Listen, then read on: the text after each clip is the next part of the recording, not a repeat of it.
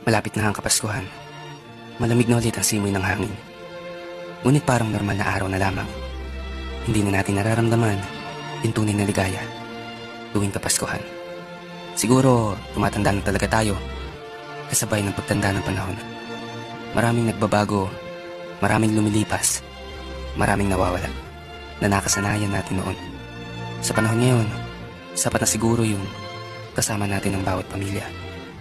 Kailan kaya ulit mararamdaman yung totoong ligaya tuwing Pasko? Malapit na ang Kapaskuhan. Malamig na ulit ang simoy ng hangin. Ngunit parang normal na araw na lamang. Hindi na natin nararamdaman yung tunay na ligaya tuwing Kapaskuhan. Siguro tumatanda na talaga tayo kasabay ng pagtanda ng panahon. Maraming nagbabago, maraming lumilipas, maraming nawawala na nakasanayan natin noon. Sa panahon ngayon, sapat na siguro yung kasama natin ang bawat pamilya.